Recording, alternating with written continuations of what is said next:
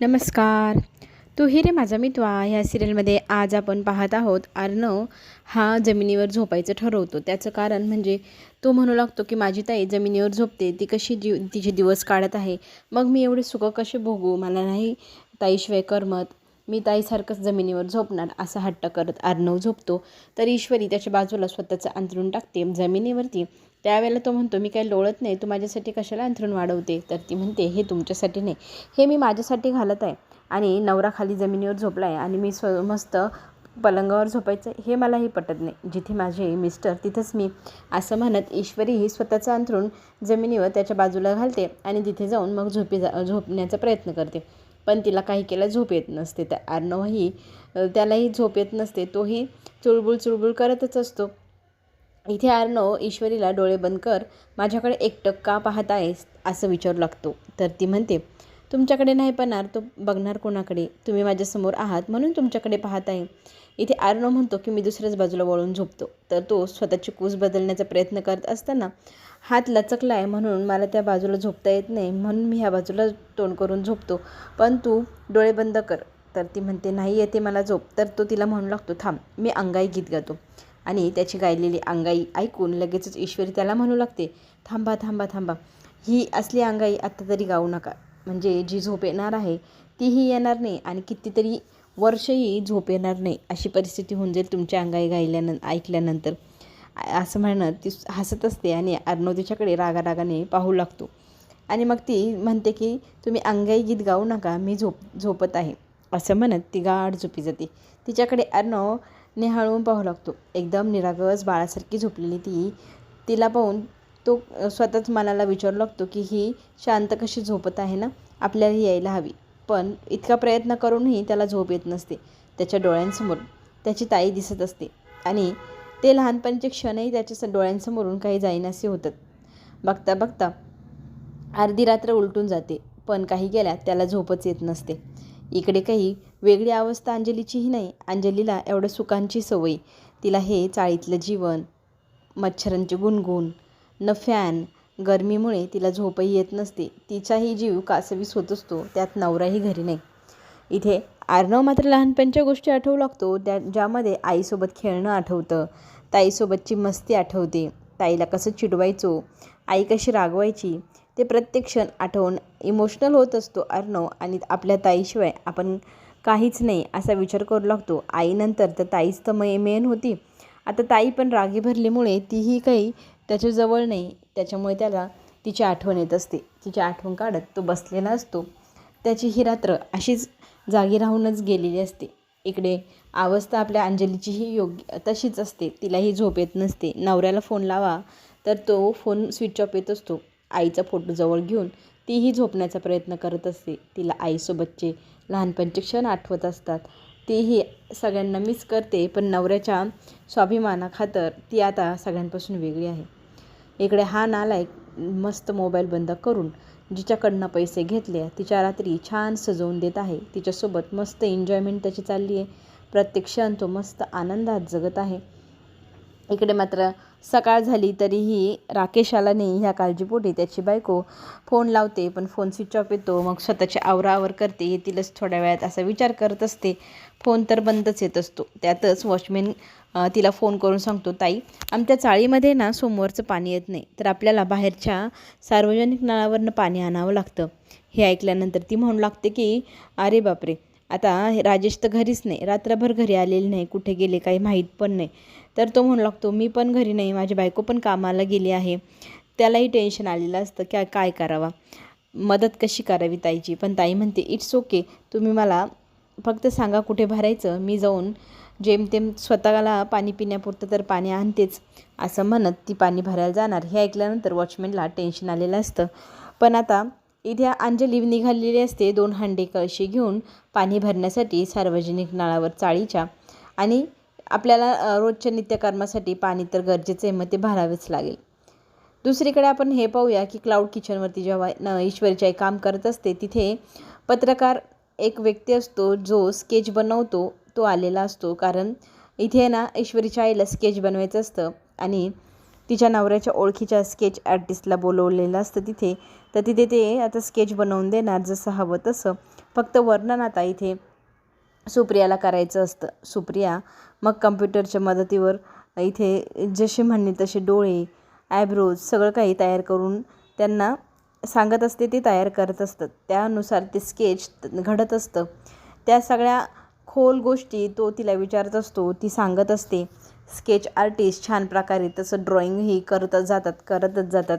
बघता बघता स्केच तयार होऊ लागतं आणि अर्धं स्केच तयार झाल्यानंतर ती बघू लागते की स्केच तर जवळजवळ हुबेहूबच बनले. त्या स्केचला पाहून तिला तर विश्वासच बसत नाही. मला जी व्यक्ती शोधायची होती तिचं हवं तसं स्केच तुम्ही बनवले, पण काही फिनिशिंग बाकी आहे, त्याच्यामुळे ते फिनिशिंग थोडा वेळ लागेल करायला असं म्हणत तो व्यक्ती सांगू लागतो की मी नंतर करून देतो.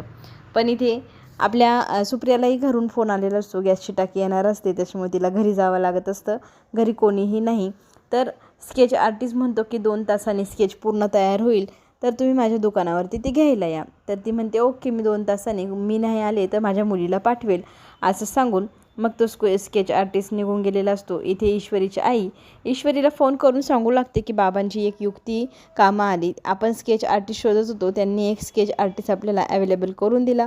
त्याच्या मदतीने स्केच बनत आहे. ते बनलं की तो 2 तासांनी आपल्याला देणार आहे आणि ते स्केच आणायला तू जाशील का असं ईश्वरीला विचारत असते. ईश्वरी हे सगळं काही मोबाईल किचनमध्ये घेऊन गप्पा मारत स्वयंपाक करत असताना स्पीकरवरच बोलत असते. तर ते सगळं बोलणं इथे नेमकंच त्याच वेळेला वल्लवीच्या कानावर पडतं. वल्लवीला लक्षात येतं की आपल्या सारखा चेहरा स्केच बनवून घेतलेला आहे ह्या मायलेकींनी. आता ह्या जर आपल्या आधी तिथे पोहोचल्या आणि त्यांना जर स्केच मिळालं तर सगळ्यांना कळेल की मीच ती व्यक्ती आहे. मग ती ॲड्रेस विचारू लागते. तर तो ॲड्रेस वल्लवी पण ऐकते आणि त्या ॲड्रेसवर ईश्वरीच्या अगोदर पोचायला हवं असं म्हणत ती आता निघालेली असते त्या दिशेने, त्या ॲड्रेसवरती.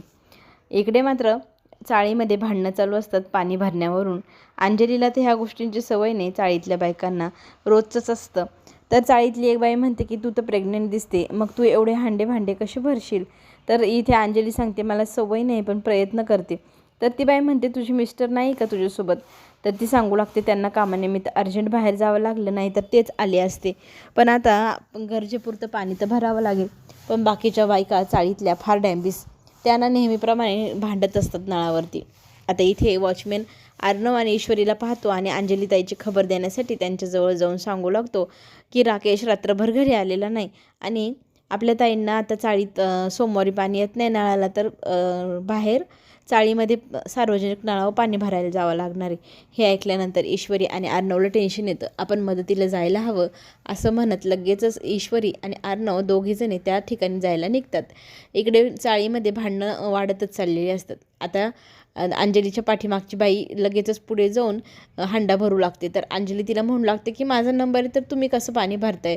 तर ती बाई म्हणते तू किती हळूहळू चालते आणि तुझ्यासारखं कासू छप काम केलं तर माझं काम कधी आवरणार, मला लवकर पाणी भरायचं आहे. तिथे भांडणं सुरू होतात. अंजलीला ती बाई हाताला धरून खेचते आणि अंजलीचा नळावरचा हंडा धरते तसा उचलून आपटते बाहेर आणि तो आपटलेला हंडा नेमकाच जाऊन पडलेला असतो अर्णव आणि ईश्वरीच्या पायांजवळ.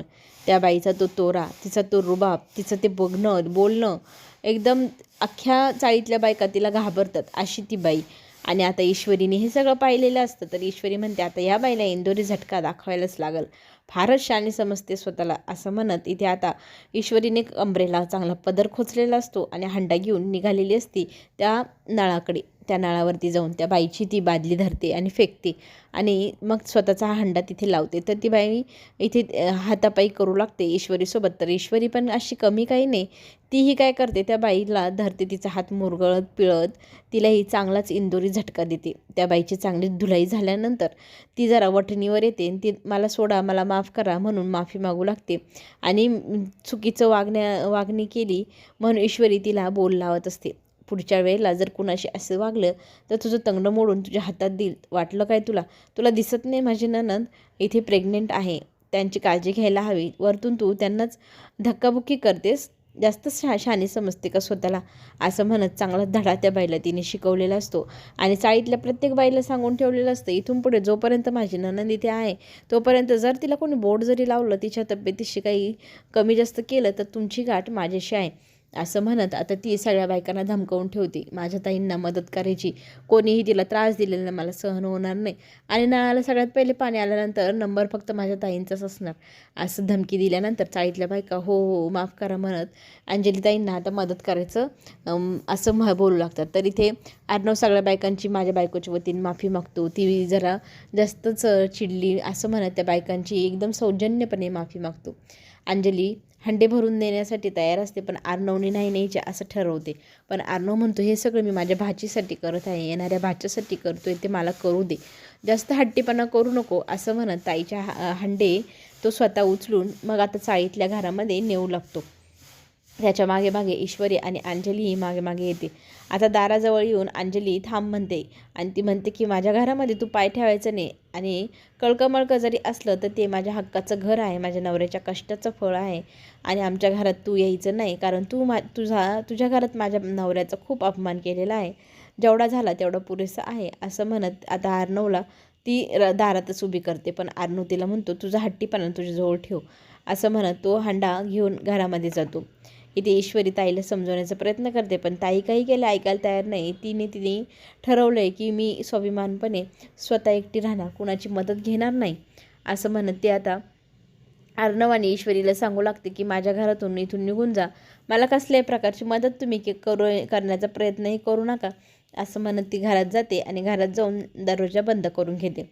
आता इथे अर्णव आणि ईश्वरी दोघेही दाराच्या बाहेर असतात आणि आता अंजलीताई दार उघडत नसते, त्याच्यामुळे अर्णव तिला समजवत असतो की ताई तुझ्याशिवाय मी अपूर्ण आहे, तुला माहितीच आहे, आई जेव्हा होती तेव्हा आईनंतर तूच तर माझी आई, आणि तुला आठवतं ना जेव्हा आई मला पनिशमेंट करायची त्यावेळेला तू म्हणायचीस की अर्णवला जास्त त्रास नको देऊ ना आई, त्याच्या वाटची पनिशमेंट मी घेते. मग आज माझी ताई कुठे हरवली आहे, कशामुळे माझ्यापासून इतकी दूर गेली आहे, प्लीज ताई मला माफ कर, नाहीतर मी मला स्वतःला पनिश करून घेतो असं म्हणत तो पायाची अंगठी धरून उभा असतो. खूप वेळ तिथे गेल्यानंतर ईश्वरी मग अर्णवला समजवते की तुम्ही हट्टीपणा सोडा आणि उभे राहा बरं, आजूबाजूला सगळेजण बघताय. तर अर्णव म्हणतो की नाही मी हट्टी करलच. तरी ती म्हणू लागते की जास्त हट्टीपणाने गोष्टी चिघळून जातील, त्या चिघळवायच्या नाही. आणि बघ आता जर पाणी घ्यायचं नसतं ताईने पाणी ओतून दिलं असतं ना, ताईने पाणी घेतली म्हणजे आपली सगळ्यात पहिल्याची सुरुवात आहे, पहिली जीत म्हणायला हवी. आपण हट्टीपणा जास्त करत राहिलो ती पण हट्टीपणा करेल आणि सगळ्या गोष्टी हाताबाहेर जाईल असं समजदारपणे अर्णवला ईश्वरीने समजवलेलं असतं आणि तो तिला ते मान्य पण करतो की तू म्हणते ते बरोबर आहे. तर आता इथे दोघांनी ठरवले की हळूहळू ह्या सगळ्या गोष्टी आपण हँडल करायच्या.